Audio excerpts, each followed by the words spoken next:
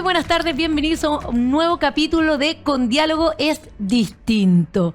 Como ven, soy Mara Cedini, no está Pablo Salaquet hoy con nosotros. Le mandamos un gran saludo, pero vamos a hacer el mejor esfuerzo para poder acompañarlos en este capítulo de un tema muy entretenido. Ya saben, si Pablo se enferma o tiene una urgencia, el diálogo no para. Y bueno, para eso hoy vamos a abordar un tema bastante complejo que si no se maneja bien puede tener efectos desastrosos a nivel previsional, económico y social en nuestro país. Me refiero a la sostenida baja en la natalidad y las complejas condiciones que enfrentan madres y padres para criar en nuestro país.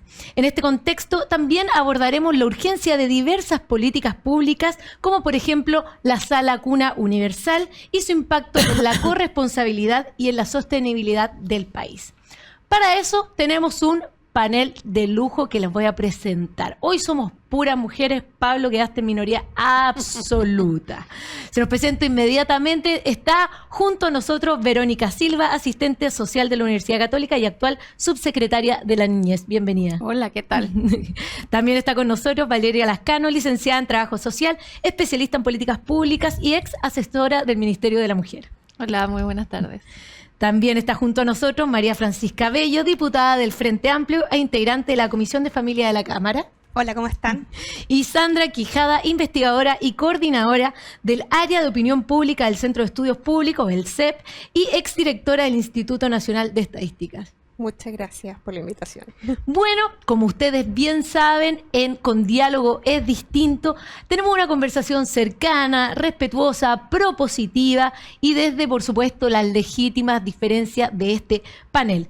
Por eso vamos a partir, como siempre lo hacen en este programa, con algunas, digamos, anécdotas que cada una nos puede contar para que un poco vayamos rompiendo el hielo, algo que a lo mejor pocas personas conocen, pero que todos quieren saber un poquito más de la vida personal de ustedes. A ver, Verónica, partamos contigo. Sí, más que anécdota, tal vez compartir cómo uno con tanto trabajo, tanta cosa, corriendo de un lado a otro, etcétera, los demás me van a entender, tiene que tener espacios de relax y de relajación y de poner la mente en blanco. Yo tengo dos espacios de relajación y poner la mente en blanco. Uno es que puedo pasar un día completo cocinando. Hay veces que no sé para qué cocino tanta cantidad, pero inventar cosas y cocinar me encanta. Encuentro que me relaja, me cambia completamente el humor. Y la otra opción cuando no es cocina es el tejido. Yo desde chica, mi abuelita me enseñó a tejer desde muy chica y uno se va perfeccionando con el tiempo. Entonces ahora ya no tengo a quien tejerle, que eran mis hijos, ya ni se usa eso, pero estoy haciendo muchas cosas, soy especialista en cubrecamas de crochet. Wow, mira, tenemos toda una pyme aquí. Exacto. Ahora, qué envidia, no sabe por qué cocina tanta cantidad, yo no sé por qué como tanta cantidad. Prefiero esa parte, un poco más saludable. Muchas gracias, subsecretaria, por esa anécdota. Sandra, vamos contigo. A ver, yo también, más que anécdota, un poco el lado menos cuadrado, tiene que ver con mi gusto así, pero excesivo por las películas. Soy muy cinéfila, pero me gusta el cine antiguo. Todo lo que tiene que ver con el inicio del cine, las películas de los años 30, cuando recién estaba partiendo, cuando la técnica del cine, digamos, impactaba en la población. De hecho, hay una anécdota muy curiosa respecto a ese tema. Mira. De las primeras pantallas así de cine, hace muchos años atrás, había un grupo de personas que estaba viendo la pantalla y antes no era un libreto, sino que se tomaban cosas de la vida diaria. Y lo que se estaba mostrando era que venía un tren. Entonces viene este tren y la gente sale despavorida porque creía que el tren iba a salir de la pantalla. Y eso que todavía no era 3D. Exactamente. Entonces, para que tú veas que el 3D era una idea de hace mucho tiempo. Mira, bueno, tremenda historia, cómo van cambiando las cosas. Hoy día uno mira esas películas y dice, uy, qué antiguo. Y que fome, porque mi marido dice que fome. Dice, no sé cómo te gusta ver eso. Pero es que me encanta, porque es otra época, como que uno se traslada a otra época, y eso me encanta. Que vuelvan los clásicos. Que vuelvan Poquito. los clásicos. Bueno, Valeria, a ver, vamos contigo. ¿Qué historia podemos También me contar? sumo al lado B. Yo creo que más que, bueno, el trabajo obviamente tiene su estrés y su dedicación bastante amplia durante toda la semana, pero yo hace muchos años que empecé a practicar ciclismo de ruta.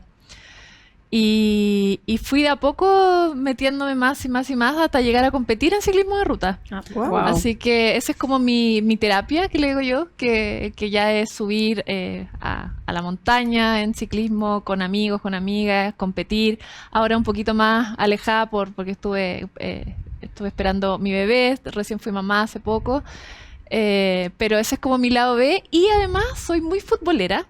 Soy fanática de Huachipato y todos me preguntan, ¿por qué te gusta Huachipato? Y tiene una explicación porque yo viví hasta mis 23 años en la 8ª región. Estudié allá y todo, y luego me vine a Santiago cuando me recibí de mi carrera. Y toda la vida desde muy chiquitita yendo al estadio con mi familia, y de ahí viene esa pasión, pero a tal nivel que he viajado solo a ver Huachipato y he vuelto el mismo día a Santiago. Súper fanática. Sí, muy fanática. Muy bien, diputada. Mira, no tengo, quizás por esto me pasó, voy a contar una anécdota porque quizás me pasó por no tener un hobby. Yo también fui mamá hace muy poquito, hace 9 meses, y me ha costado mucho encontrar espacios de recreación, de distensión, que no es la pega y la otra pega, que es ser mamá. Y el día, mira, ni siquiera me acuerdo el día. Ayer, el día jueves, tenía mi agenda perfecta. Yo dije, qué buena agenda, tengo un espacio para descansar, tengo en la mañana lista, esto va a ir regio. Y de repente me volví a mi casa a almorzar. Yo vivo en San Felipe, una ciudad chica, y de repente digo, cresta, tenía reunión con la tía del jardín a las 9 de la mañana para una evaluación diagnóstica, y me acordé a la 1. Y fue, esto ya no está tan bien, mi agenda ya no era perfecta, y yo tenía súper claro que tenía esa evaluación, pero se me olvidó por completo, así que tuve que pedirle disculpa a la tía. Y bueno, no quedé como una tan buena mamá, pero parece que así es el camino de la maternidad. Así es, uno siempre creyendo siempre buscando razones para decir que uno no es la mamá perfecta, pero no existe la maternidad No existe perfecta, la la mamá verdad. perfecta. Y todo en la locura de las 2 pegas o de repente 3 pegas, todas estas cosas pasan. Pasa. Es parte de... Bueno, quería agradecerle a las 4 por haber compartido estas historias y anécdotas, habernos conocido un poquito más, permitir que la audiencia también las conozca. Y con esto nos vamos a ir a la primera pausa y ya volvemos de lleno con los temas que les presentamos al principio, que van a estar muy entretenidos y muy interesantes con este panel de lujo. Ya volvemos con más, con Diálogos Distintos.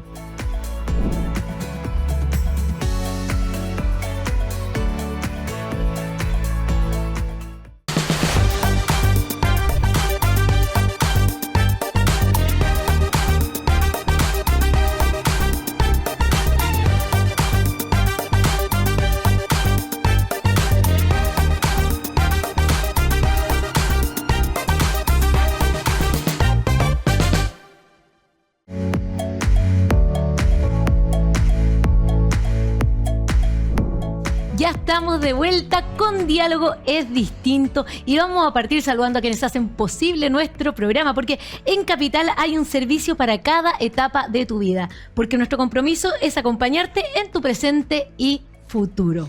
Bueno, en este segundo bloque vamos a entrar de lleno en esta conversación tan interesante sobre la baja sostenida en la natalidad y las dificultades que enfrentan madres y padres en la crianza. Bajo este contexto también discutiremos algunas políticas públicas, como por ejemplo la ley de sala cuna universal. Nos acompañan para eso María Francisca Bello, diputada del Frente Amplio e integrante de la Comisión de Familia de la Cámara; Valeria Lascano, ex asesora del Ministerio de la Mujer; Verónica Silva, actual subsecretaria de la Niñez; y Sandra Quijada, coordinadora del área de opinión pública del CEP. Bueno, vamos a comenzar dando algunos datos que son bastante relevantes para ir entendiendo lo que está pasando hoy día. El INE publicó su anuario de estadísticas vitales revelando algunos datos que son bastante alarmantes y preocupantes. Chile enfrenta hoy una de las tasas de fecundidad más baja del mundo, con 1.16 hijos por mujer, muy por debajo del nivel del reemplazo poblacional, que sería de un 2,1. 1. Esto representa la cifra más baja de la historia. Además, ha subido la edad promedio desde 27 años del 93 a 30 años al 2023 y la esperanza de vida también ha crecido, llegando a cerca de los 82 años. Al mismo tiempo, las condiciones de la maternidad y la crianza no están nada de fáciles. La tasa de desocupación femenina llegó a un 9,1%, superior al 7,2% de los hombres según el INE. Y las mujeres tienen una tasa de participación laboral más baja que antes de la pandemia y un salario un 25,5% menor que los hombres. En este contexto, además, la situación económica también es importante. Solo el 10% de las mujeres que hoy no trabajan ingresan al mercado laboral. Si esto no ocurre, la economía chilena podría crecer hasta un 4% según cifras del Fondo Monetario Internacional. Frente a este panorama también evaluamos ciertas políticas públicas que se han desarrollado en el último tiempo, como la reducción de la jornada laboral, la ley de conciliación de vida laboral y familiar y el fortalecimiento de la infraestructura de cuidados. Y además, por supuesto, vamos a estar conversando sobre el proyecto de ley de sala cuna universal. Bueno, vamos a partir un poco este debate. Hay muchas cifras que conversar, pero me gustaría también que lo veamos desde la perspectiva humana, desde un poco la calle también, de lo que estamos viendo de la situación. Y bueno, para eso partir preguntándole ¿qué país estamos construyendo para las futuras generaciones? Subsecretaria, quería partir con usted. Yo creo que la pregunta es complicada porque cuando uno trata de prefigurar el país que uno quiere o que queremos, tiene que partir de lo que tenemos. Y lo que tenemos está complicado. Primero queremos, y desde mi particular posición y perspectiva, queremos un país con niños.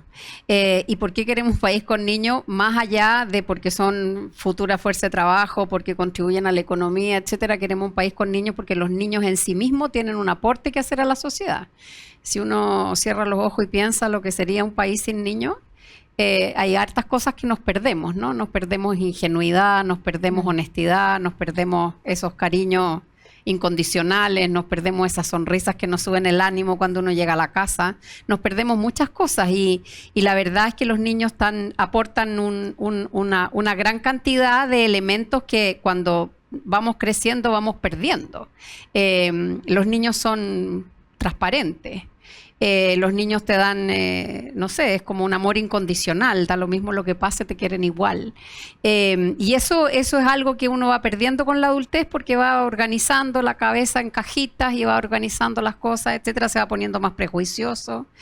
Entonces, yo creo que tratar de que la sociedad sea más completa, que la sociedad sea un espacio agradable, que la convivencia sea una convivencia sana, que nos ayuda a todos a desarrollarnos y a ser mejor personas, implica preocuparse de qué es lo que nos está pasando, que no tenemos niños, que cada vez tenemos menos niños. Y yo creo que la cifra dura y la que es atractiva para analizarla, da cuenta de un cambio en poco tiempo, de un cambio social bastante grande, que no solo tiene que ver ni con la mayor autonomía de las mujeres, ni la inserción laboral de las mujeres, sino que tiene que ver con un cambio grande de nuestra sociedad, donde hay combinación de razones para que hayan menos niños, no es una sola razón. Y dado que hay combinación de razones para que hayan menos niños, también hay una combinación de cosas que hay que hacer para que cuidar sea mejor. Hay mucha gente además que quiere tener niños y no puede tenerlo, otra gente que podría tener niños pero ha tomado una decisión, y en ese sentido las sociedades se construyen a partir de las decisiones que hacemos las personas que construimos la sociedad, no es una cosa que se haga de afuera. Y yo creo que una conversación importante que hay que dar tiene que ver con cuál es el tipo de decisiones que estamos tomando como personas y que estamos tomando como sociedad para que nos vaya mejor. Y no es simplemente una razón u otra, hay una multiplicidad de cosas que están pasando, no tiene solamente que ver con las mujeres. Las mujeres tienen, por supuesto, un papel muy primordial en esto, pero también hay decisiones que están tomando los hombres, decisiones que están tomando las familias acerca de tener o no tener niños, que yo creo que es bueno ponerlas en la licuadora para poder analizar qué es lo que está pasando y encontrar soluciones que no son fáciles, son complejas porque son combinadas. No hay una solución, eso la experiencia internacional indica, no hay ninguna solución única que funcione. Y tenemos nosotros que buscar la combinación correcta para Chile. Tampoco podemos copiar exactamente otros países porque esto es muy cultural, tiene mucho que ver con la concepción que nosotros tenemos de sociedad, de familia, cuál es el lugar que ocupan los niños en todo esto. Entonces creo que es un tema mucho más complejo que encontrarle la solución precisa a la estadística, ¿no? Solo para decir, parte de la conversación, y cuando uno mira la experiencia internacional y a los expertos en esta materia, el tema de la disminución de la natalidad no es algo que hoy día estemos en condiciones de recuperar. Y eso hay que decirlo súper fácil. O sea, toda la evidencia internacional dice que cuando se ha llegado a estos niveles, lo que uno tiene que hacer es tratar de controlar que no siga bajando. Pero se hace muy difícil porque requiere muchas generaciones volver a las tasas de natalidad y nosotros estamos muy lejos del 2,1. O sea, ya nos pusimos demasiado lejos del 2,1. No estamos como otros países en el 2, en el 1,98. Estamos en el 1,16 si no es menos, ¿verdad? Y vamos para abajo, muy acelerado. Entonces ya no es posible. Aquí no entra una campaña pro natalidad, no, esas cosas no alcanzan para lo que hay que hacer. Entonces yo creo que también hay que tener en consideración desde la política pública que esta cifra, que es fría, no es una cifra que podamos aumentar, va a ser una cifra que vamos a tener que tratar de controlar. Un punto tremendamente interesante, subsecretaria, porque tiene que ver con esto de las decisiones, ¿cierto? Y estamos viendo números, pero esos números también hay que saber interpretarlos para poder tomar decisiones de política pública. Y por eso, Sandra, yo quería ir contigo, porque tú manejas mucho este tema de las cifras. ¿Cómo podemos interpretar lo que está pasando en esta caída de la natalidad? ¿Qué estamos viendo para poder enfocarnos bien en qué hacer? Porque, como bien decía la subsecretaria, no necesariamente esto es como, hagamos una campaña de natalidad y se solucionan los problemas. Aquí es mucho más allá y es importante que hagamos un buen diagnóstico. Sí, yo creo ahí que el diagnóstico está hace mucho rato. Lo que pasa es que, al parecer, todos nos pusimos una venda en los ojos y no queríamos mirarlo. Y yo creo que tiene que ver harto con que el INE durante el 2024 empezó a entregar cifras mensuales de nacimiento. Y es un número muy atractivo porque teníamos todos los meses bajas de comparación en 12 meses de un 20% menos de nacimiento. Entonces, cifra que en diciembre todos celebramos, se recuperó, habían solo 495 nacimientos menos que en diciembre del año anterior, pero el resto de los meses del año era una cosa dramática. Entonces, por supuesto, llama mucho la atención de los medios de comunicación, pero cuando esa información no está, no la tenemos, ¿cierto?, tan a la mano, tan frecuentemente, es más difícil porque lo que entregó ahora el INE respecto de los anuarios de estadística, imagínate, entregó las cifras del 2022-2023 y estamos en 2025. Entonces, es cierto que hay una oportunidad mejor del dato en estas cifras preliminares, pero son preliminares todavía. Entonces, teniendo, digamos, este panorama de, digamos, ya sabemos, todos los meses estamos esperando a ver qué cifra salió respecto de la disminución de los nacimientos. Ya ni siquiera esperamos a ver si es que este mes se revierte, este mes que en general hay más nacimientos, veamos si esto quizás es distinto al año anterior. No, ahora lo que vemos es, a ver, ¿cuánto ha bajado? O sea, en el fondo, hoy día estamos sumidos en una realidad, en una, digamos, en algo que no nos dimos cuenta cómo llegamos. Y tampoco queremos, digamos, hacer mucho al respecto. Sí, tenemos pocos niños. Ya, ¿y qué más? ¿Y qué más? ¿Y qué más? Y dentro de ese qué más, hay algunos esfuerzos por tratar de entender lo que comentaba la subsecretaria respecto de cuáles son las razones, ¿cierto? ¿Qué es lo que hay detrás?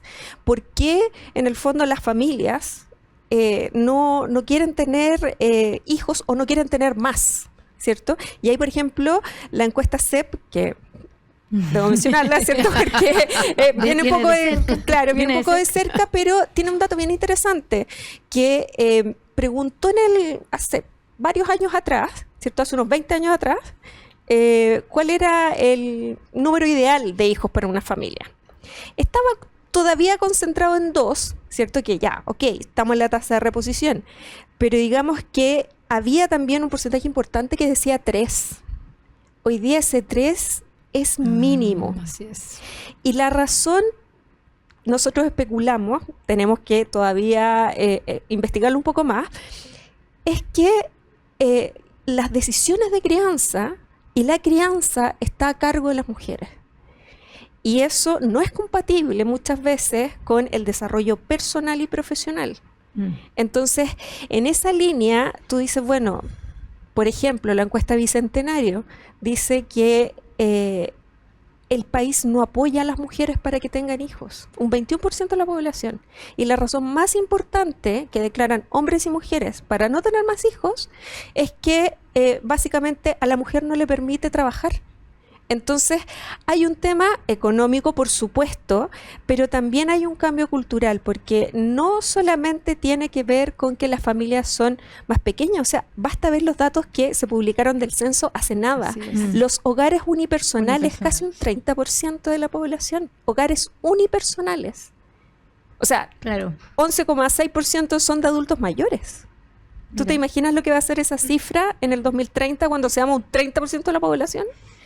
Entonces, si bien no es un problema que tiene una solución única, sí creo que debemos poner más atención a Así es. qué hay detrás, ¿cierto?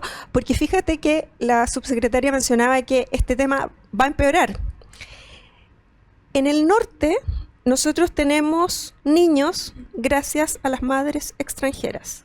1 de cada 2 niños Claro. es de madre extranjera. Entonces, ya por ejemplo, en Arica y Magallanes son las regiones que tienen menos nacimientos.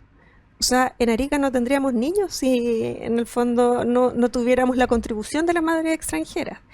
Pero también hay cosas positivas de esto, no todo es Así malo, ¿cierto? O sea, las cifras son duras, uno dice, chuta, ¿qué vamos a hacer? En verdad es preocupante, pero también hay un lado súper bueno de que la natalidad baje, no tanto por supuesto, pero por ejemplo, tenemos hoy día un embarazo adolescente súper controlado, ¿cierto? Hoy día las niñas prácticamente no tienen niños entre los 15 y los 19 años, tenemos con suerte 3.000 nacimientos, hace 10, 15 años atrás eran cerca de 40.000. Así es. Entonces, efectivamente la política pública enfocada a las adolescentes ha funcionado, a las y los adolescentes. Claro. Que ese es un punto súper importante también, que acá no todo tiene que estar enfocado en la mujer, Así es. tiene que estar enfocado en la pareja. Y la corresponsabilidad acá es súper importante. Así es. Bueno, muy interesante cómo van saliendo cosas sobre este tema. Diputada, quería pasar con usted porque me interesa saber cómo desde el mundo político se recibe esta información, qué tan relevante se ve para la toma de decisiones en cuanto a políticas públicas, a legislación, a ciertos proyectos que se pueden pensar a mediano o largo plazo. ¿Es una preocupación del mundo político hoy estas cifras? Yo creo que es una preocupación del mundo político y además hemos legislado o estamos legislando en torno a, creo yo, y ahí podemos debatir, una de las razones un poco más estructurales que tienen que ver con el cuidado. Hace poco, la semana pasada, se aprobó muy transversalmente el Sistema Nacional de Cuidados, que tiene un componente, una idea matriz, además de bajadas concretas, y por ejemplo es reconocer el trabajo de cuidados como un trabajo. También tiene como objetivo visibilizar, pero sobre todo la corresponsabilidad. Y ahí podría no estar de acuerdo con lo que se plantea, porque efectivamente aquí yo tengo un temor porque tenemos un Congreso en donde las urgencias se van metiendo muy rápido. Por ejemplo, esto va a ser un tema la próxima semana, nosotros estamos en semana distrital, va a ser un tema, por supuesto, espero que así sea, vamos a ponerlo sobre la mesa, pero siempre como una urgencia, no como una cuestión pensada, meditada, porque lo que acabamos de aprobar con el Sistema Nacional de Cuidados tiene que ver con eso, con una planificación, con entender que Chile está envejeciendo, que Chile nacen pocos niños y niñas, y cómo entonces cómo vamos a tejer esta red. Y ahí el cuidado es fundamental, porque de eso estamos hablando, y yo pondría una frase como provocadora, que es: ¿cómo hacemos las mujeres para tener una vida familiar y una vida laboral sin morir en el intento? Porque de eso pareciese que está sucediendo con la maternidad hace mucho tiempo. Un esfuerzo sobrehumano de las mujeres, porque de eso habla la crisis de cuidado. La crisis de cuidado nos habla de que las mujeres salimos al mercado laboral, al ámbito laboral, pero los varones no regresan o no se hacen cargo del trabajo de cuidados, entonces las mujeres tenemos doble jornada. Y frente a eso, como a equilibrar la vida laboral con la vida familiar sin morir en el intento, es una carga. Y es lamentable que muchas veces estemos usando esas palabras de decir que la familia o los hijos son una carga, y yo creo que cuando la pregunta que le hiciste a la subsecretaria, ¿qué sociedad soñamos? Yo sueño una sociedad donde los niños no sean una carga, sino que la maternidad sea deseada, y sobre todo una planificación familiar, y en donde podamos disfrutar la vida familiar. Y ahí yo creo que las políticas públicas, como el Sistema Nacional de Cuidado, apuntan a eso, a la corresponsabilidad. Y ojo, no basta con la corresponsabilidad entre hombres y mujeres cuando tenemos un alto número de familias monoparentales y mayoritariamente familias feminizadas. Entonces ahí hay que ir mucho más. Vamos a hablar de corresponsabilidad entre hombres y mujeres, sí, por supuesto, pero tenemos que hablar de una corresponsabilidad social entre el Estado y las empresas.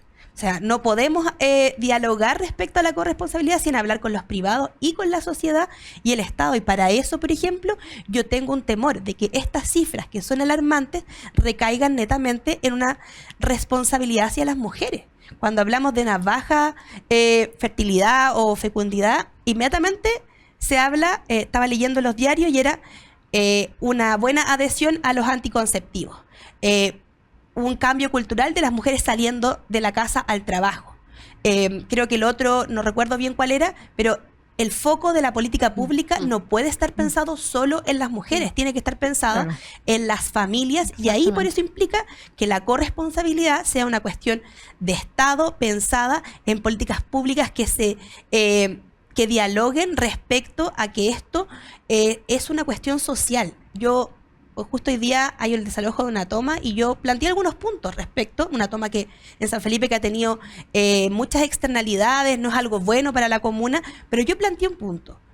Si hay un niño durmiendo sin techo, fallamos como sociedad. Y mucha gente me decía, eso es responsabilidad de sus papás. Pero yo creo que si yo veo a un niño a las altas horas de la noche solo, deja de ser una responsabilidad solo de sus padres y es una responsabilidad de cualquier adulto que necesita que ese niño duerma bien, esté bien. Y yo creo que a esa sociedad queremos avanzar, una sociedad donde, por supuesto que los papás tenemos una responsabilidad indudable, pero el cuidado de la infancia, de ese momento de la vida, tiene que ser social, porque es un momento de mucha fragilidad, y que los niños finalmente van a ser los próximos adultos del futuro. Necesitamos que estén protegidos, queridos y amados, y en ese sentido creo que la política es una cuestión, la política sobre todo en este ámbito de la crisis que estamos viviendo, tiene que estar pensada sobre todo en ambos padres, pero sobre todo en una cuestión mucho más social que nos permita ir avanzando y dejar de decir lamentablemente que los niños y las niñas son una carga. Sí. Oye, punto muy interesante, y ahí quiero pasar contigo, Valeria, que tiene que ver con las políticas públicas. Bien decía la diputada que de repente hacemos políticas públicas aceleradas de manera urgente, sin una planificación y sin a veces ver los resultados que pueden tener en el mediano o largo plazo. Muchas veces políticas públicas que dicen tratar de ayudar a la mujer, al final las perjudican en el mercado laboral, y en el fondo tenemos, frente a esta crisis de natalidad, tenemos que tomar buenas decisiones y hacerlas de manera responsable. Entonces te quería preguntar, ¿cómo ves tú el escenario de política pública en cuanto a lo que hemos hecho que tal vez hemos hecho bien, hemos hecho mal, y qué tenemos que empezar a hacer de manera responsable en cuanto a políticas públicas.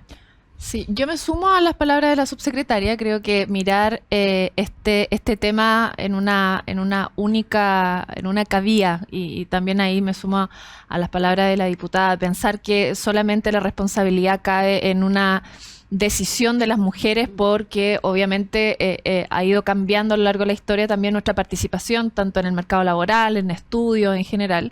Siento que acá no es un problema que se vaya a solucionar como podríamos poner un ejemplo, no sé, la ley de Papito Corazón, ¿ya? Donde tenemos un tema puntual que necesitamos conseguir el dinero que no se paga a los niños y niñas, etcétera, con una política pública específica, cuando el problema o la situación que nosotros estamos enfrentando es multifactorial.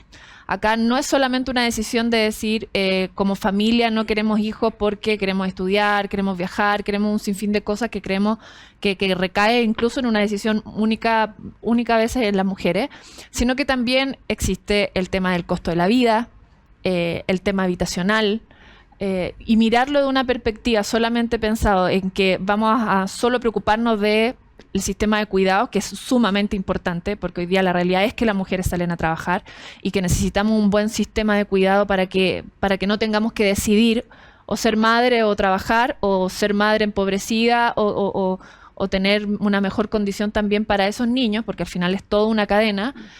Pensar que esto se tiene que trabajar a nivel de política pública, en donde participen muchos sectores. El tema de vivienda es sumamente importante. Hoy día en Chile tenemos un problema enorme en temas de vivienda. Y no solamente de acceso a la vivienda propia, sino que también tenemos la clase media que tiene también un conflicto en el valor de la vivienda, por ejemplo, arrendar. Saber que tener hoy día 2 hijos a 3 hijos, te tienes que, por ejemplo, cambiar de casa y tener un lugar más grande, y eso significa que el costo de tu vida también son decisiones que afectan, sí, claro, a la hora de pensar en tener o 1 o 2 o 3 o no tenerlos. El colegio, el tema educacional, el que muchos padres y madres aspiran también a que los hijos puedan ir a un colegio donde se pueda entregar una mejor educación, y lamentablemente tenemos en Chile esa decisión de que lo gratuito hoy día no es tan bueno, y tenemos otro, o sea, hay un sinfín de situaciones que hace que las políticas públicas en materia de natalidad tengan que verse de una forma más amplia, ya, donde puedan interactuar los distintos sectores y también el mundo privado en su aporte también a lo que hablaba la ley de la sala cuna universal, el hecho, el aporte también a funcionarios, a personas que trabajan en empresas que a lo mejor hoy día no tienen ese derecho. Hay que mirarlo de una manera más amplia, insisto, y no pensar que solamente es una decisión que pasa en esta liberación o entrada al mundo de la mujer a otro espacio en que antes no ocupábamos, sino que también en la vida que estamos teniendo, el costo de la vida, la situación económica de nuestro país y de Latinoamérica también en general, que hace que también estas decisiones vayan por ahí. No es una política puntual, yo creo que es un trabajo a largo plazo. Como lo dice la subsecretaria, esto no se va a resolver prontamente. O sea, acá no hay un bono porque, por favor, embarázate, tengas más hijos en familia y te vamos a dar un aporte o te vamos a ayudar con el arriendo. Sino que también tiene que ver con una sociedad que colabora en los cuidados de los niños y niñas, en la corresponsabilidad, y también el costo de la vida. Yo creo que también es una cosa súper importante, que hoy día yo creo que afortunadamente, lo digo de esa forma, las familias también están pensando de una manera mucho más realista, de decir, bueno, ¿cuánto somos capaces de soportar? Y no traer, por supuesto, niños al mundo en situaciones que nadie quisiera. Entonces también yo creo que apunta un poco también a lo que estamos viviendo como país, y que es un tema a trabajar con todos los sectores, con todos los ministerios, y no es una solución única, porque no existe en política pública una solución única a temas que son sociales y culturales. Oye, me pongo a pensar tantas cosas de lo que han dicho, y están, al final uno es esperanzador pero también desesperanzador, porque uno dice, pucha, podemos hacer cosas, pero también es tan difícil porque es tan multifactorial esta situación. Y me pongo a pensar en diversas cosas, y quiero con esto un poco pasar al tema de la sala cuna universal, porque aquí también tenemos muchas aristas. Cuando uno lee expertos en educación, siempre te dicen los primeros 2 años de los niños es ideal que estén más en la casa con la mamá, Pero eso no es, o con el papá, o sea, tenga una relación más bien en su casa. Ahora, esto no es una realidad que puede tener cualquier persona, quedarse 2 años en la casa, no una situación que se puede.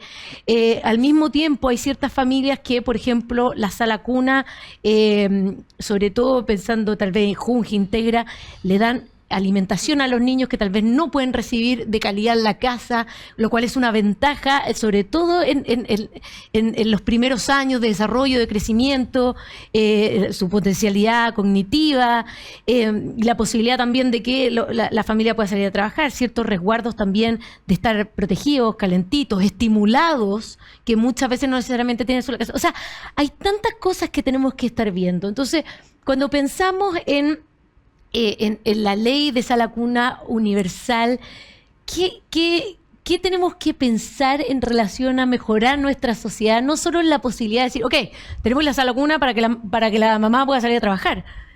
No es solo eso. Tenemos que pensar muchas cosas cuando pensamos en la sala cuna universal. Subsecretaria, le pregunto su visión sobre todo con la niñez y lo que implica este o sea, recuerdo. yo creo que iniciativas como la sala cuna universal, con las modificaciones que se han estado discutiendo con harta profundidad en el Congreso, porque esta es una discusión que ha sido profunda, diría yo, ha sido compleja, ¿no?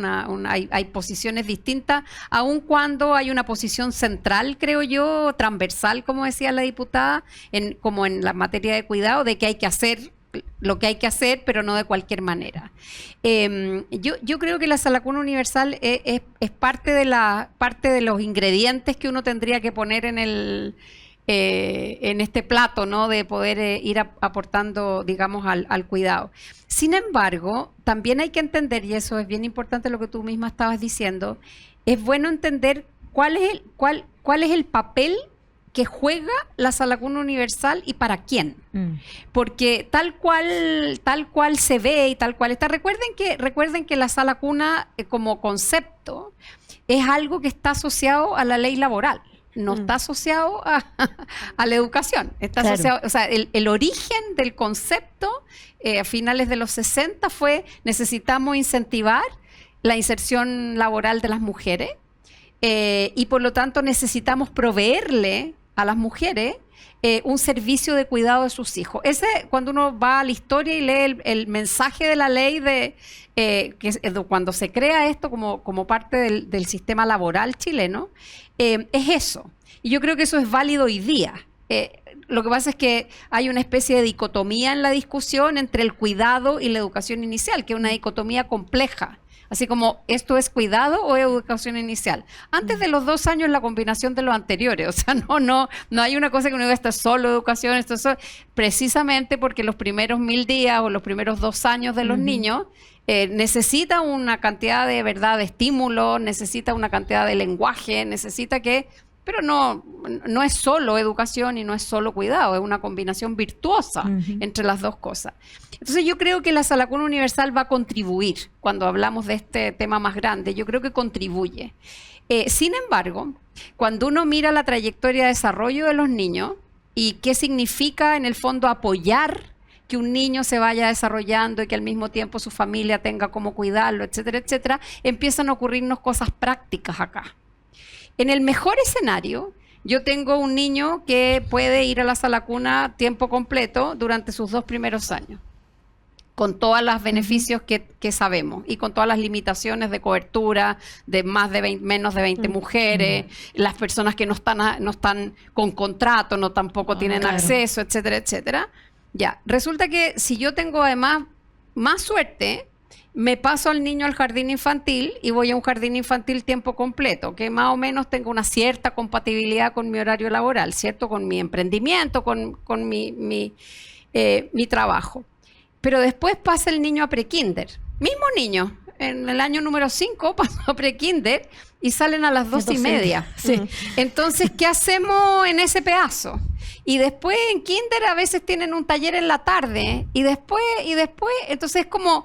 Está muy bien poner todo el esfuerzo ahí, pero una política de cuidado, un servicio de cuidado como política más global, no se acaba en la primera infancia. Exacto. Empieza en la primera infancia. Hoy día tenemos niños hasta los 10, 12 años que en la práctica están solos.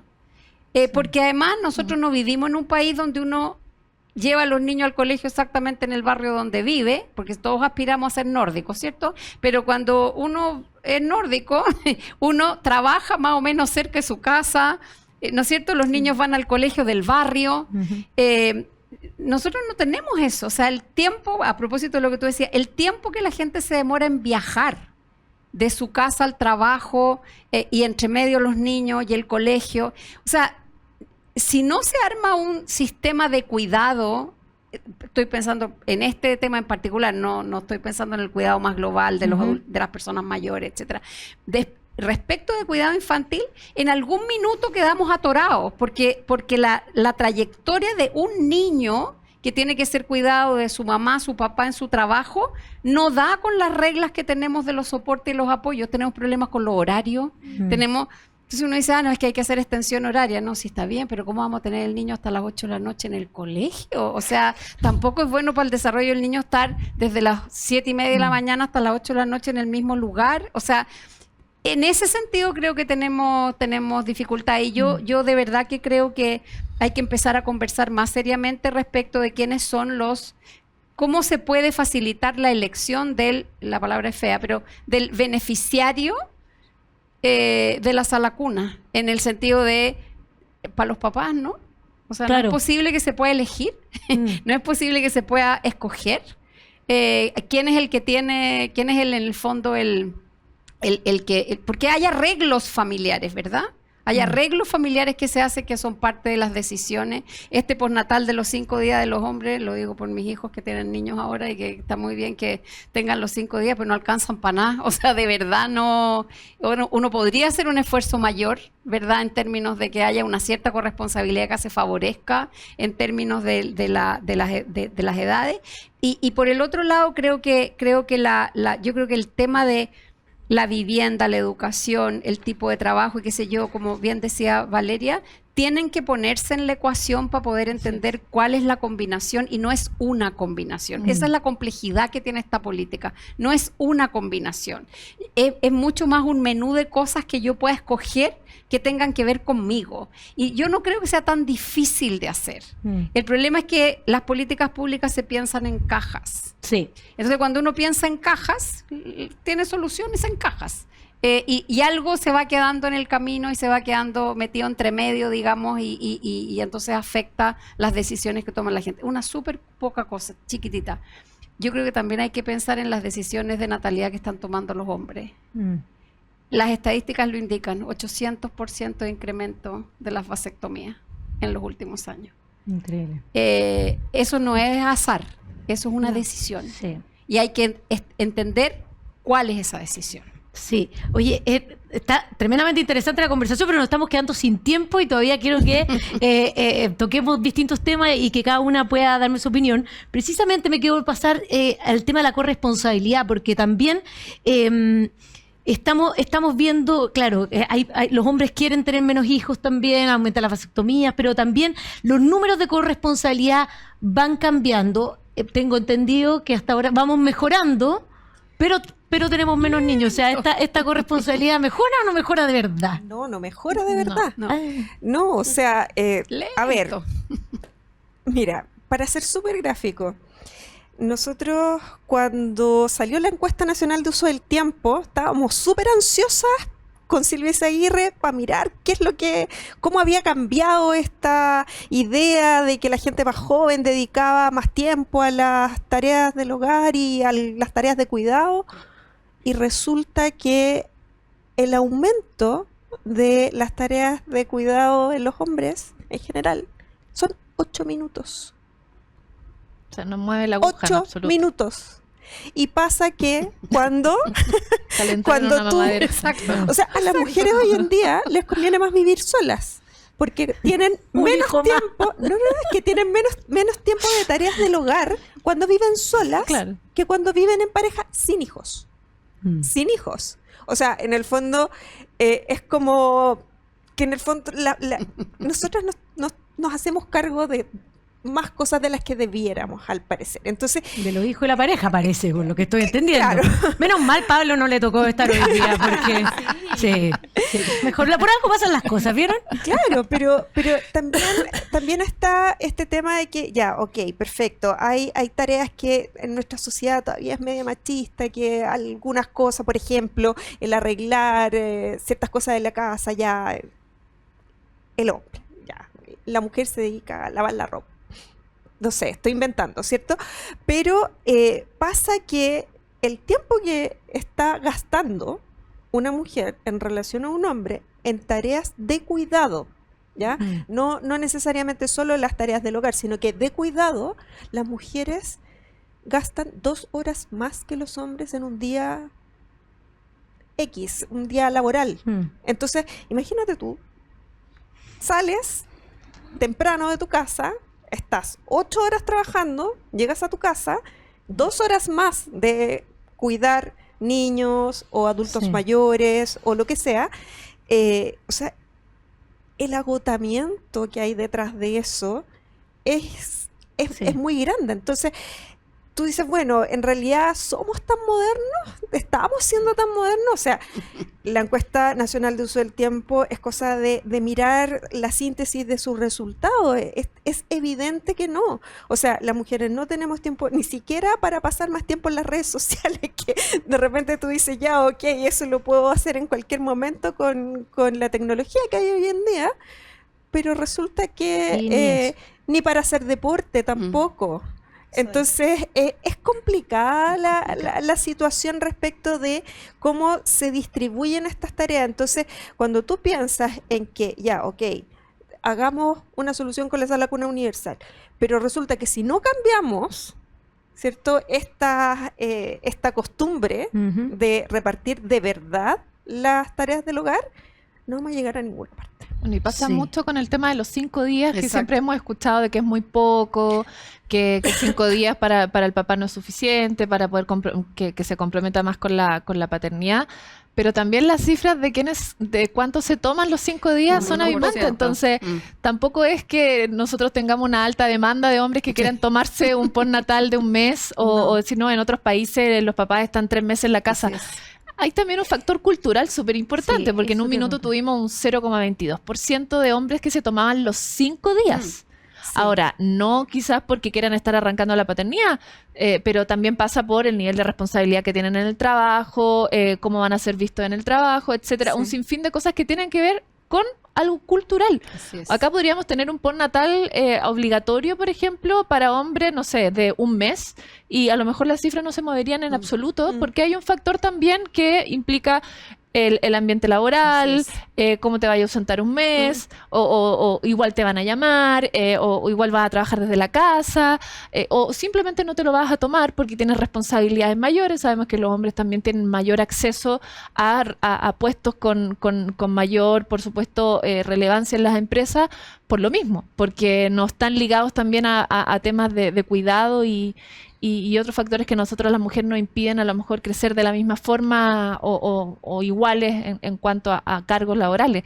Entonces también hay un tema que como chilenos tenemos que hacernos cargo. Si realmente vamos a hacer políticas públicas pensando en una cultura, no sé, europea, pero que acá en Chile la verdad no va a tener un resultado. Yo creo que la educación, la conversación y esto mismo hace que hoy día a lo mejor papás más jóvenes tengan otro concepto, y a lo mejor ese resultado lo vamos a ver de aquí a unos 20 años más. Oye, y con lo de cultural, porque yo siempre hablamos respecto a las mujeres están en el espacio de cuidado, han salido a trabajar, pero no vemos respecto a los estereotipos de género.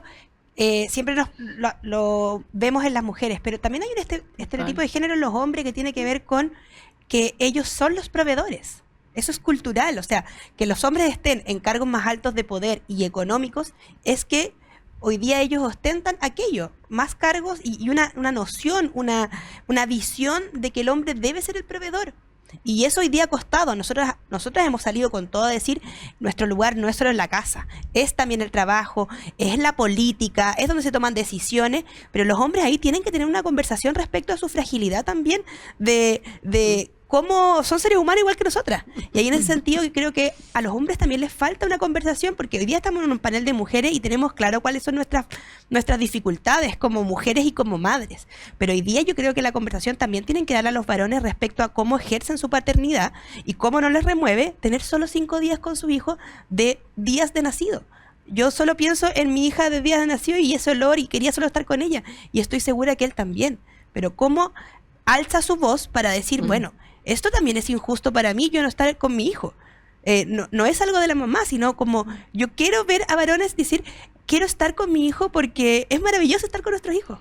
Y eso tienen que alzar la voz y tiene que ser una conversación de los varones. Y ahí me quiero puntualizar en, ya no se llama Sala Cuna Universal, se llama Sala Cuna para Chile. Sí.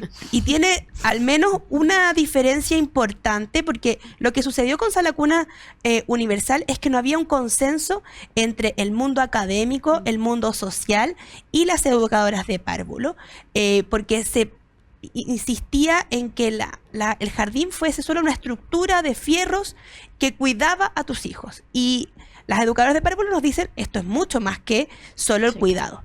Sin lugar a duda, por todo lo que tú nos decís, los 1000 días de los niños, la importancia de potenciarlo, de estimularlo, y a veces las mamás no sabemos. Y es válido. Dicho eso, la incorporación de la sustitutiva tiene una cuestión que yo creo que es fundamental para el tema que estamos tratando hoy día. El derecho de la trabajadora mujer no puede ser solamente de la mujer. Tiene que ser el derecho de los trabajadores y las trabajadoras. Los hombres tienen que tener un derecho de cuidado de sus hijos, porque efectivamente los niños tienen que ser cuidados por sus padres y sus madres, en el caso de que sean una pareja heterosexual. Sin embargo, ahí yo creo que esta es una indicación importante. Ya no solo se castiga a la mujer, porque una empresa puede decir, bueno, mejor contrato 9 mujeres para no tener que pagarse a la cuna, válido.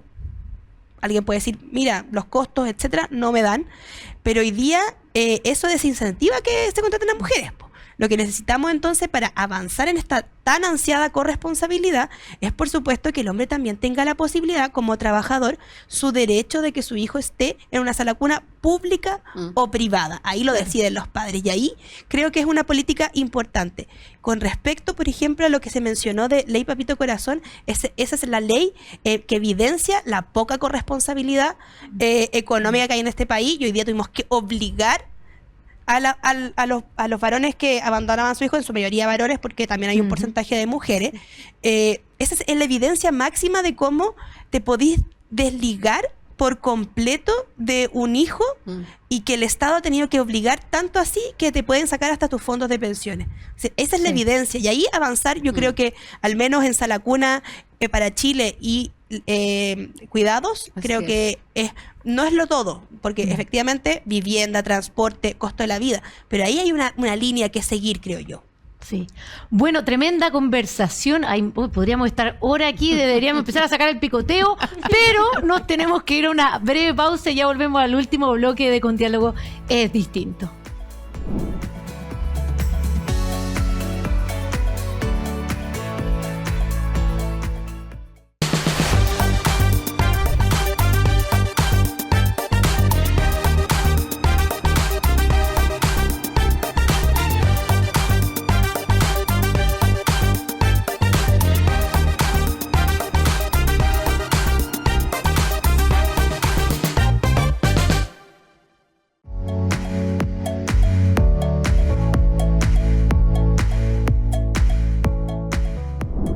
Ya estamos de vuelta en este último bloque de Con Diálogo es Distinto. Hemos tenido una conversación maravillosa respecto a los índices de natalidad, también de la sala cuna, de la corresponsabilidad y un poco el futuro de los niños en nuestro país. Pero nos quedan unos breves minutos y vamos a ver las últimas reflexiones de cada una de nuestras invitadas con respecto a este tema. Partimos en el mismo orden, subsecretaria, sus 30 segundos. Muy breve. Yo quiero hacer una invitación, como decían antes, no solo a las mujeres, sino que también a los hombres de todas las edades, no solo a los que tienen la potencialidad de ser padres, sino que de todas las edades, a que nos sentemos a conversar de cómo sería Chile sin niños, qué es lo que nos estamos perdiendo. Y yo creo que hacer esa conversación honesta, sincera desde el corazón, de qué es lo que nos estaríamos perdiendo si fuéramos un país completamente envejecido y sin niños, es una conversación que hay que dar. Tenemos que dar esa conversación. Y bueno, Sandra, te dejo tus 30 segundos para saber tu reflexión final. Gracias. Yo creo que también desde la academia y desde los centros de investigación tenemos una responsabilidad grande de poner este tema sobre la mesa, de investigarlo más en profundidad y de entregar toda la información y, ¿por qué no?, proponer distintas alternativas de política pública a las autoridades para que esto avance y ojalá no se quede años como la sala cuna universal o la sala cuna para Chile. Bueno, ahí toda la sociedad civil en acción para poder conversar bien de estos temas. Diputada Francisca Bello, su reflexión. Hay mucho por hacer, pero yo creo que hoy día lo que debemos es apoyar a las familias, hombres y mujeres que no pueden tener hijos. Y hace un año al menos presenté un proyecto de resolución para codificar la ovodonación en FONASA. Creo que son esas las medidas que hoy día son muy costosas y que no le permiten a todas las familias que quieren tener hijos y no pueden, poder acceder a un tratamiento de fertilidad. Muchas gracias, tremendo. Siempre estas cosas son muy importantes. Valeria, te dejo tu reflexión final.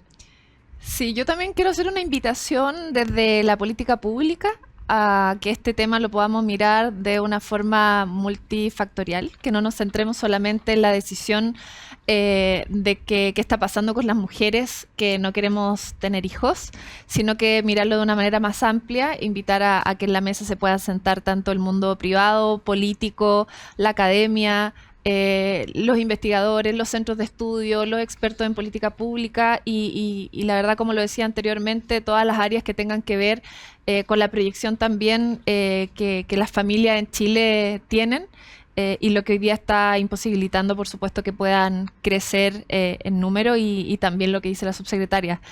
¿Cómo queremos vernos en 50 o 40 años más?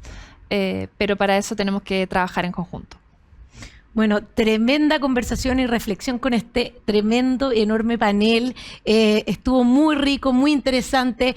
Compartimos diversas ideas y algo, como bien dijeron las cuatro, temas que tenemos que conversar, que tienen que estar en la palestra pública y como sociedad es importante que las discutamos. Y bueno, agradecerle a todos la sintonía aquí con Diálogos Distintos, agradecerle por supuesto a nuestras panelistas por habernos acompañado. Recuerden que nos pueden ver por Radio Agricultura, Agricultura TV, por supuesto nos pueden seguir en las redes sociales, @condialogoesdistinto, y ahora además nos pueden escuchar por Spotify y Apple Podcast. Pucha que estamos tecnológicos, que bien no tienen excusa para no verlo. Pero como siempre, a las 12 del día en todos los domingos aquí en Radio Agricultura. Muchas gracias por haber sintonizado con Diálogos Distintos. Nos vemos en la próxima. Que estén bien. Chao.